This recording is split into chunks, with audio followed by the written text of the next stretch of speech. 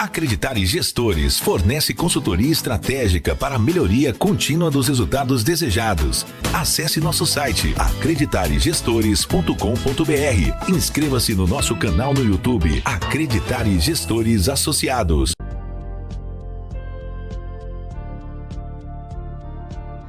Olá, obrigado pela audiência, obrigado por assistir Acreditar aqui na Connect TV.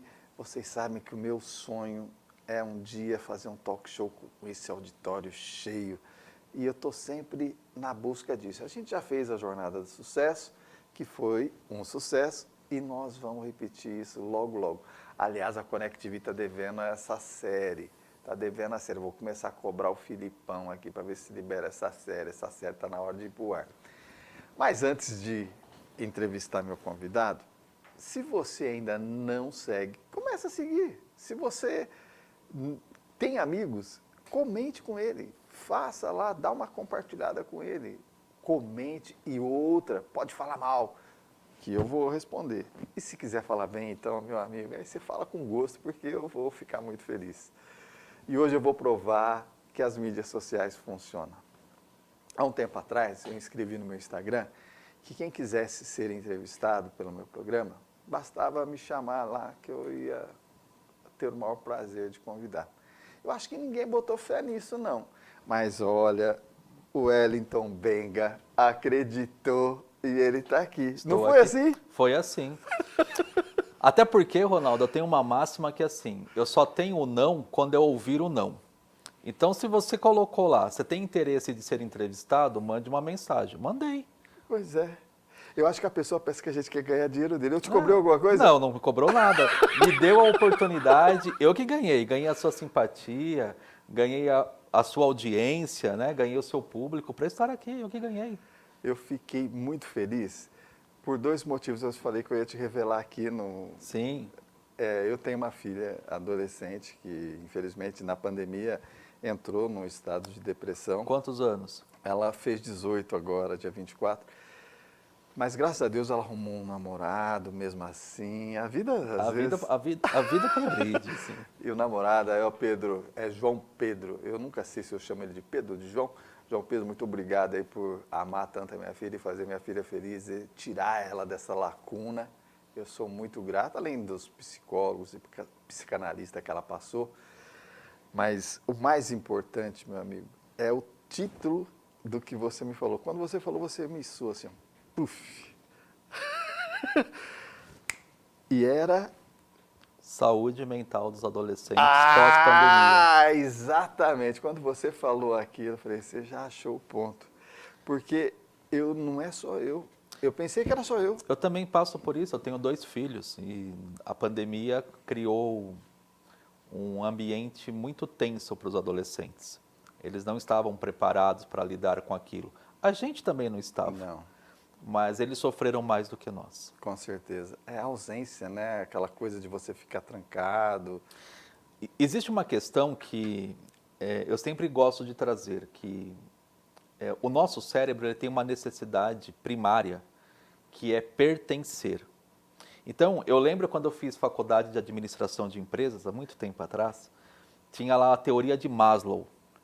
Lembra? Todo mundo certeza, já estudou. fisiológica. Né? Fisiológicas, não sei o quê. E eu achava o cara é muito bom, né? Porque sem comer, sem dormir, sem fazer xixi e cocô, a gente não é nada. E aí, quando eu fui estudar as neurociências, eu entendi que, antes de tudo isso, se a gente não pertencer, a nossa sobrevivência está comprometida. Então, o ser humano, ele precisa fazer parte de um grupo. Ele precisa pertencer. Nós somos seres sociais. Então, isso é uma necessidade primária do cérebro. Na minha adolescência, na sua adolescência, eu ranquei topa do dedo. Eu brincava na rua, levei peãozada na cabeça. As crianças de hoje em dia, elas não tiveram essas oportunidades que nós tivemos. E aí, aonde que elas têm contato? Nas escolas. Sim. Você sabe que você está fazendo lembrar da minha infância, impressionante. Eu, quando era criança, eu morava num sobrado e eu subia no telhado do sobrado, era um sobrado de 3 andares, cara. E eu mandava colocar areia embaixo, assim, E pulava lá de pulava. cima. Eu não sei como eu nunca quebrei uma perna, nunca quebrei nada. Mas o que teve de amigo meu que competia comigo e se quebrava... Assim, eram outras brincadeiras, né? A gente brincava de guerrinha de mamona, brincava de... eu brinco que naquela época, na minha infância, na sua infância, já existia um WhatsApp que era maravilhoso. Dava mais ou menos umas 8 horas da noite, a minha mãe, minha avó, os vizinhos pegavam cadeiras, iam tudo para frente de casa, ficavam sentados nas calçadas, conversando, falando sobre o dia, e as crianças brincando de um homem bateu na minha porta e eu abri, né? Fogo, foguinho, não sei o quê, né? Aquelas brincadeiras de pular corda. Cara, as crianças de hoje em dia não tem nada disso. É verdade. Elas não podem ficar na rua, elas não podem brincar na rua. Muitas pessoas moravam em casa, não tinham tantos prédios como tem hoje.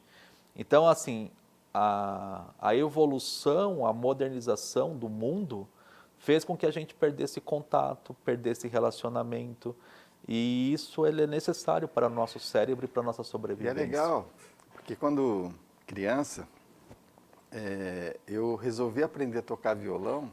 Um dos motivos é porque se você quisesse ter uma rodinha de amigos, você tinha que ter um violão, né? Tocar Legião Urbana, inclusive. De preferência. Isso, será, né? Aquela lembra, assim? RPM. Isso, Engenheiros do Havaí, você tinha que tocar essas coisas, né? Lobão, né? Lobão. Lobão. A música era bacana, né? Vida. Tirando, né? Qualquer outra coisa é legal. E por incrível que pareça, o violão fazia essa coisa. Porque você nem precisava cantar, você só começava a tocar e puxava a música e depois deixava o resto, a galerinha tocando, fazia aquela fogueirinha ali. E ali passava a noite, quando vê você já estava de madrugada, tendo que levantar e trabalhar. Lembra daqueles livrinhos de música? Lembro. Cifrado? Que cifrado, né? Que ensinava dó, ré, aquelas coisas. Eu usei muito na minha vida. Aquilo era fantástico, porque você aprendia a tocar qualquer música, desde que você treinasse, né? Mas isso que você está trazendo do violão, de reunir as pessoas, de se tocar, o Mário Sérgio Cortella, ele fala que nós estamos vivendo a despamonhalização da sociedade. Que a família não se reúne mais para fazer pamonha. Mas isso deveria. E aí ele fala que antigamente não era... as pessoas se reuniam para fazer pamonha, mas não era comer a pamonha, era o ato de estar junto, passar o dia inteiro ali ralando, né, preparando, cozinhando, para no final do dia todo mundo que participou daquele processo poder comer a pamonha. Eu até vou mais longe, as pessoas hoje, o churrasco. Cara, antigamente o churrasco era assim, chegava na minha casa, eu ia preparar a carne, cortar a carne, fazer os molhos, não sei o quê, preparar tudo para poder conversar, bater papo, estar ali com as pessoas. Hoje, você chega na casa, tem lá uma caixa de isopor com um monte de coisas pré-assadas, para você comer rapidinho e todo mundo ir embora. O prazer do social acabou. A gente perdeu essa conexão. Então, voltando para o nosso tema, os adolescentes sentiram demais tudo isso. É verdade. E uma outra coisa que me chamou a atenção na infância, na adolescência, naquela época lá das dancing days, as boates da vida que... Sim, né? dos passinhos. Dos passinhos. Olha, vamos entregar a idade, hein? Puxa. Cara, eu só consigo fazer isso aqui, ó. Mas você sabe que naquela época, em Mococa não tinha... Rapaz, não tinha discoteca. Era na casa. Aí o que eu fazia, o que eu fiz? Fiz meu primeiro network, chamei meus amigos e falei, vamos fazer uma danceteria? Vamos. Aí lá vai eu atrás de ferro velho para comprar coisa para fazer a iluminação, a luz, fazer a bola, para fazer o... E o som, montamos a nossa caixa de som, que ficou muito melhor do que a JBL na época, porque ficou aquela caixa de som. Aquelas vitrolas, aqueles discão desse tamanho, né? E aí até que chegou a danceteria. Foi assim que chegou a danceteria em Mococa. Então você vê a importância do jovem sonhador. A nossa primeira peça de teatro em Mococa, quando a gente foi falar sobre o rei de Roma, era uma pecinha bobinha, mas foi a primeira. Parou a cidade. Parou. Aí você fala assim, como isso é importante. E os jovens de hoje, talvez... Eles perderam tudo isso. Eles perderam toda essa referência, eles não possuem essas conexões que nós tivemos. As brincadeiras deles são diferentes, as conversas são diferentes. Então, assim, você fala dos bailinhos, quantos bailinhos? Tinha a vassoura, lembra da vassoura? Né? Então, assim, pegava lá aquelas músicas da novela, a gente não sabia nem cantar o inglês, né? Daí tinha uma música lá que falava papel, lembra? Não sei o que, papel. Lembra? A gente não sabia cantar nada do inglês lá, mas assim, tava lá, né? Dançando com a vassourinha. Hoje tudo isso se perdeu. As pessoas não têm essas conexões, elas não brincam mais na rua. E aonde que elas tinham essas possibilidades de conviver? Na escola. E aí a pandemia fechou tudo, elas não podiam mais para a escola. Não tinham mais esse contato próximo, e aí elas começaram a ter um contato virtual que foi muito perigoso. Porque quando elas começaram a acessar esse mundo virtual, a gente não sabe quem está do outro lado. E eu falo que muitos pais perderam os filhos dentro da própria casa. E esse é o maior risco que a gente corre. Não é perder o filho para o mundo, é perder o filho dentro da própria casa. Porque os pais também não estavam preparados para passar o dia inteiro com a sua esposa, né? Então, assim, a esposa não estava preparada para passar o dia inteiro com o marido não estava preparado para passar o dia inteiro com a esposa. E os dois não estavam preparados para passar o dia inteiro com os filhos. Verdade. E aí começaram a ter conflitos, começaram a ter problemas. O número de separação neste período foi muito intenso. Foi. Porque as pessoas não sabiam conviver. Sim. Eu brinco que quando você se aposenta, você tem que fazer terapia para se aposentar. Desocupar, né? Achar uma nova ocupação. Porque você vai começar a conviver com a tua esposa e você ficava, sei lá, 12 horas do seu dia trabalhando. Agora pensa, 12 horas do dia você convivendo com a tua esposa. Meu Deus do céu. E o céu. inverso é verdadeiro, né? Então nós não estávamos preparados para estar tanto tempo com as pessoas. E isso gerou problemas, conflitos, as nossas mazelas emocionais foram colocadas para fora. E os jovens foram os que mais sentiram tudo isso, com certeza. Existem estudos, Ronaldo, que diz que a adolescência ela é um período de imaturidade cerebral. O cérebro humano só amadurece por volta dos 25 anos. O nosso cérebro só fica pronto aos 25 anos. Das mulheres, geralmente aos 23, assim. Lógico que isso é média, tá? Então, em média, as mulheres, 23 anos, o cérebro dela está formado, está pronto, está maduro, e os homens, 25. Durante a pandemia, os estudos demonstram que houve um envelhecimento do cérebro dos adolescentes em 2 anos. Meu Deus. Então, o que deveria, digamos assim, um jovem de 13 anos que teria a sua maturidade só aos 25, esse processo ele foi acelerado. Quais são as consequências disso? A gente ainda não sabe, mas que vai trazer consequências a longo prazo, sim. Os estudos também demonstram que o número de adolescentes com ansiedade, com depressão, aumentaram. E mulheres, esse número é muito maior. Eu imagino. Porque elas também passam por todo um processo de transformação hormonal nesse período muito mais intenso do que os homens. Elas começam um processo de menstruação dela. Então tem um monte de coisas, né? Dos seus 13 ali aos seus 19 anos, tem muita coisa, uma avalanche hormonal acontecendo no corpo da mulher, principalmente. E ela sente tudo isso de uma maneira muito mais intensa. Então as mulheres sofreram mais do que os homens. Dos 13 aos 19 é um período muito crítico.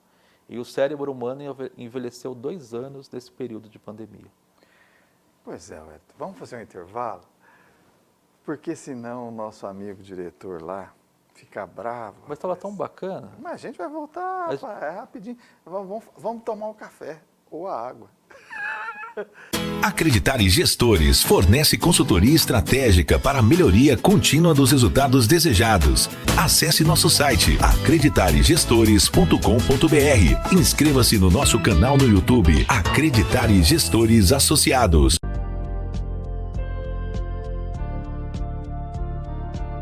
Olá, você que já é cliente da Avantix. Nós temos uma grande novidade para vocês. Pensando na gestão dos laudos das imagens em radiologia, reunimos o que há de melhor no mercado entre o Atria-RIS e o PACS MPS. Considerando a necessidade no setor de radiologia, oferecemos software para armazenamento de imagens. Gestão dos laudos integrado ao nosso sistema de gestão que você já conhece. Quer saber mais? Entre em contato conosco. 11 2424 6474 ou 11 9 6659 4444 e saiba mais. Acreditare Gestores fornece consultoria estratégica para a melhoria contínua dos resultados desejados. A Acreditare utiliza da experiência de seus consultores, mentores e coach para desenvolver líderes e gestores de maneira personalizada, em grupos ou individuais, com foco em planejamento estratégico, plano de negócio, plano tático, mapeamento de processos, acreditação, indicadores de desempenho e análise crítica de resultados. Faça uma consulta sem compromisso com Acreditare Gestores agora mesmo. 11 32 30 86 61 ou 11 982 21 8006. Acesse nosso site acreditaregestores.com.br. Inscreva-se no nosso canal no YouTube Acreditare Gestores Associados. Como nome, Acreditare acredita que você pode ser melhor, como pessoa e como empresa.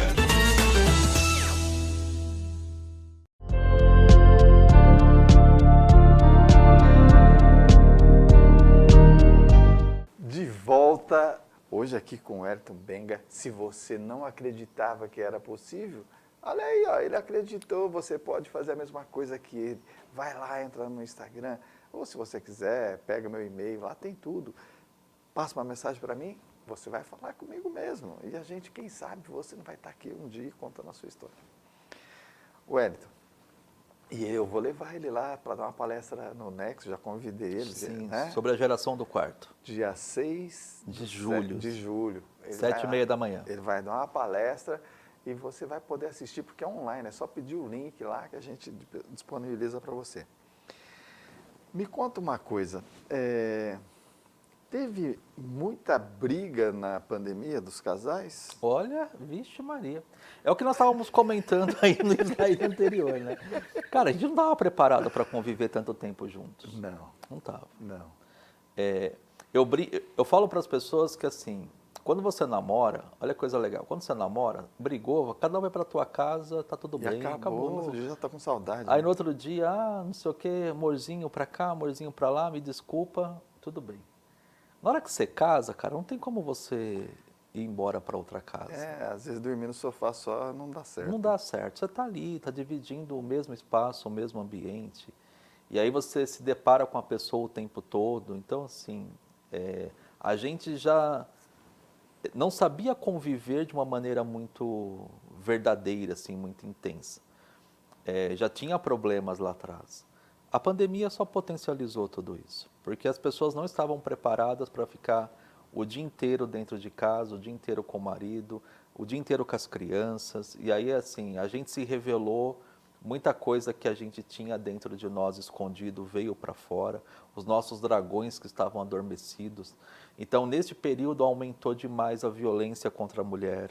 Então, se você pegar os dados, as estatísticas, a quantidade de feminicídio nesse período aumentou de forma significativa. A violência contra as crianças aumentaram nesse período.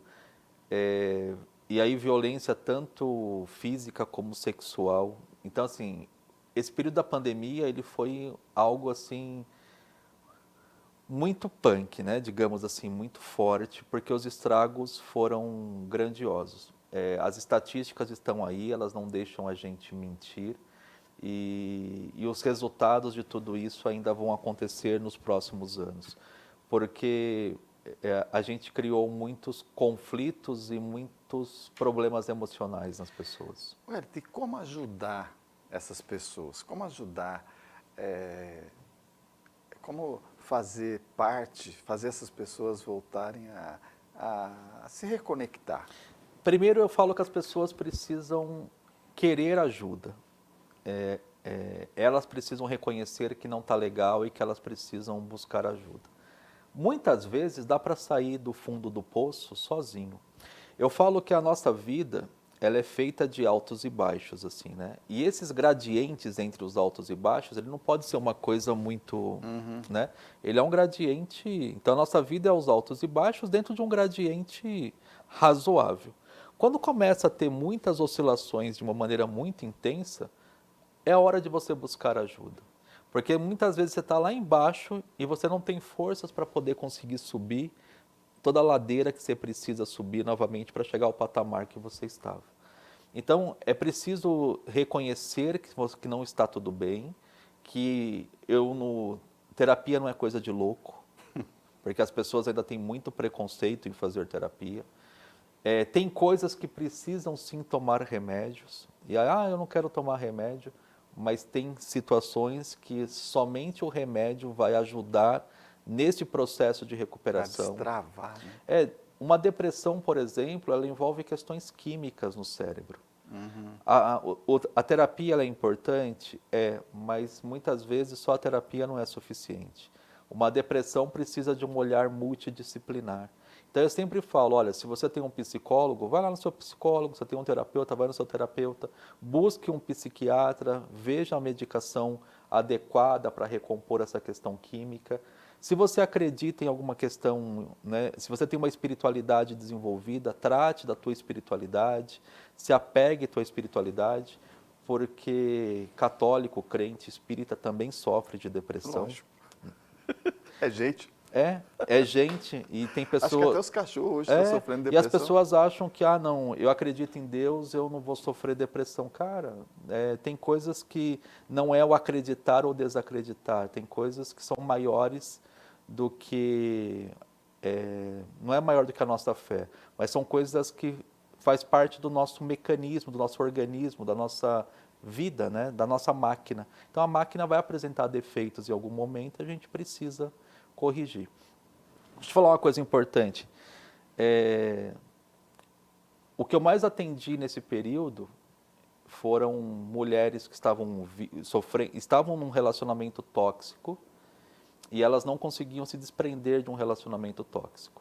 Quando a gente fazia terapia com elas, muitas vezes a revelação que a gente tinha é que ela apanhava do pai ou da mãe na infância.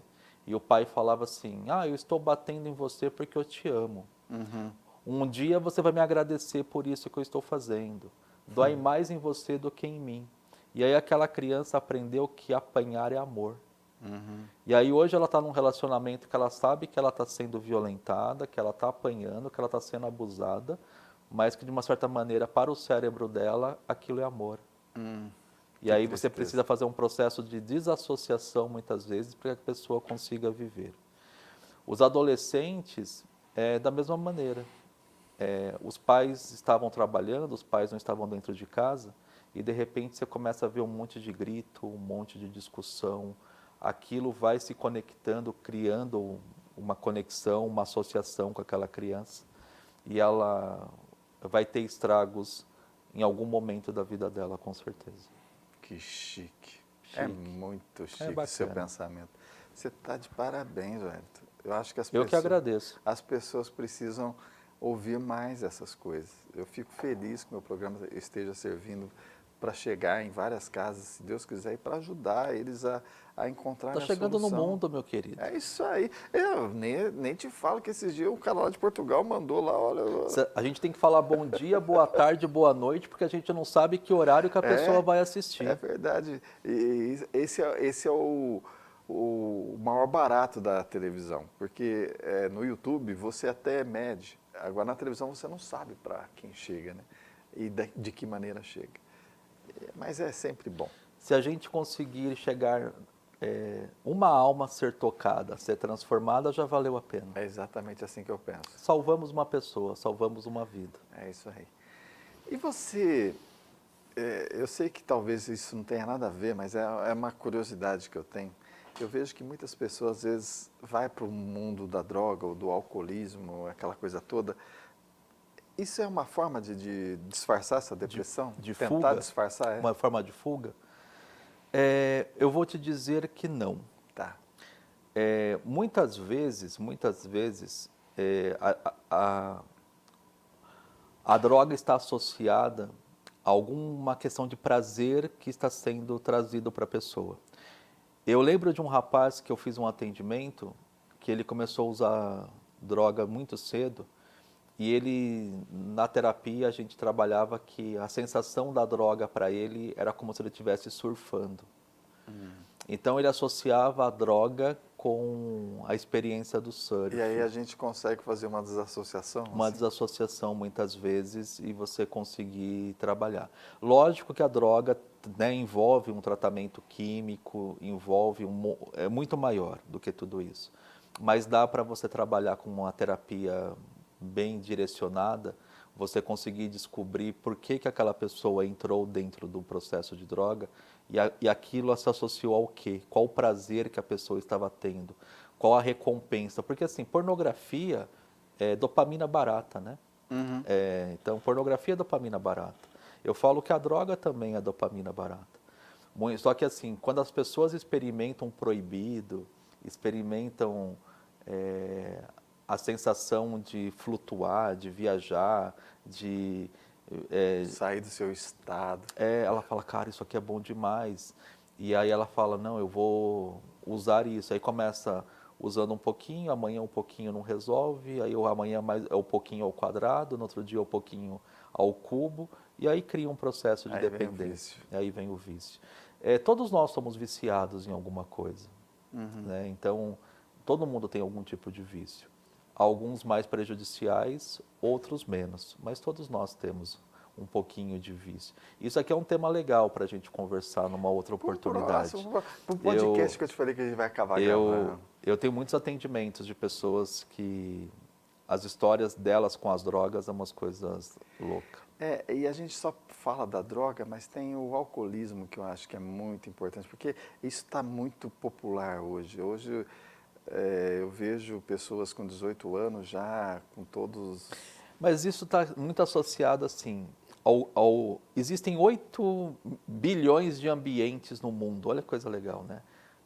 Tem 8 bilhões de pessoas no mundo e cada pessoa é um ambiente. Então eu tenho o meu ambiente, você tem o seu e todo mundo tem o seu. Então são 8 bilhões de ambientes no mundo. 8 bilhões de ambientes se conectando, interagindo de alguma maneira.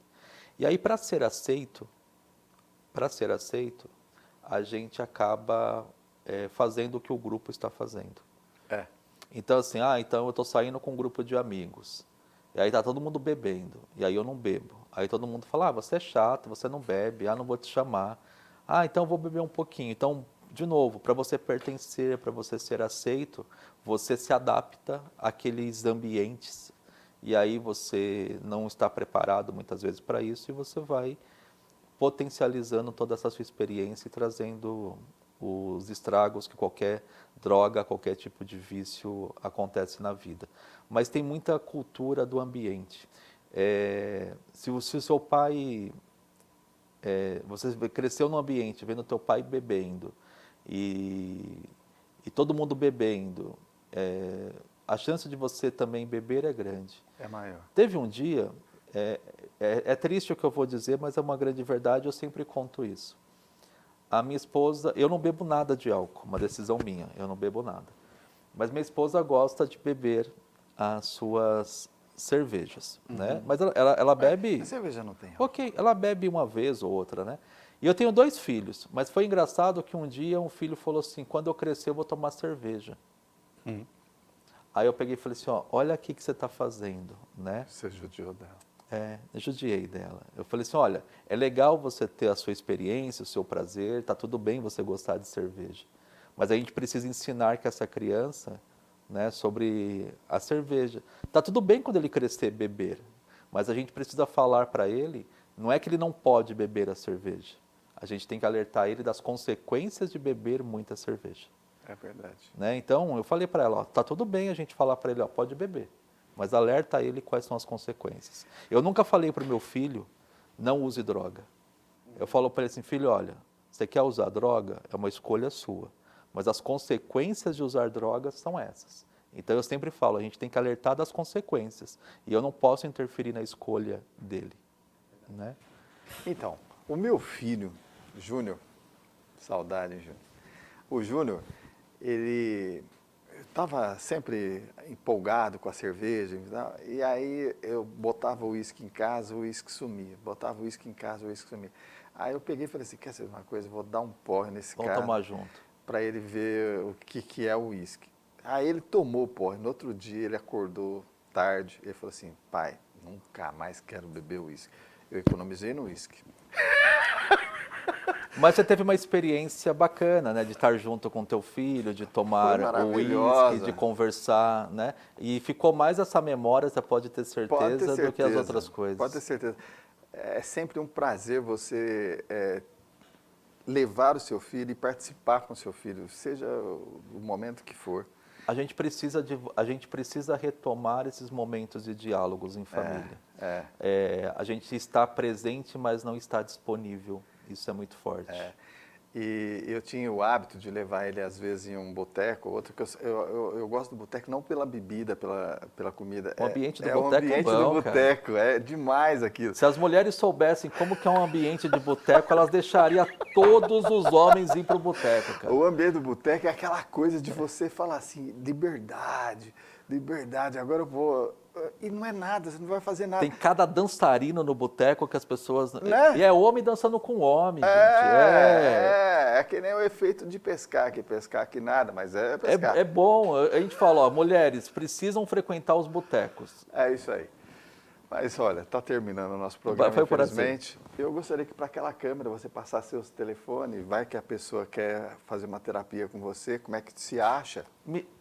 O canal mais fácil para me encontrar é no Instagram, né? Então entra lá no meu Instagram, wellingtonbenga.terapeuta, e o Wellington é com W-E-L-I-N-T-O-N, é um L só e sem G. É o Wellington bem pobrezinho. wellingtonbenga.terapeuta. Com esse sobrenome ninguém vai esquecer. Cara, mais. Esse sobrenome já me deu tanto bullying na minha vida, cara. Olha... Isso aqui também é uma pauta para conversar muito sobre esse assunto. No podcast a gente vai fazer essas brincadeiras. Mas eu sempre lidei muito bem com isso. Se eu só te fazer uma pergunta, porque eu tenho um amigo que já é falecido que chamava Mário Bengas, não tem nada a ver com isso. Cara, a família é louca, porque assim, o meu tio, o irmão do meu pai, o sobrenome dele era Bengas, com S no final. E aí a família tem um monte de variações de sobrenome, porque... disseram que na época da Primeira Guerra, quando os avós lá da época da Itália vieram, a família teve modificações no sobrenome, e aí viramos um monte de Benga. Você tem o Benga, você tem o Bengas no plural, você tem um monte de coisa, né? E aí é Benga para tudo que é lado, né? Brincadeira à parte. Olha a galera lá do pessoal dando risada ali, né? Não aguenta, né? Mas Benga. É isso. É isso aí. Pessoal, fiquem com Deus e até a próxima.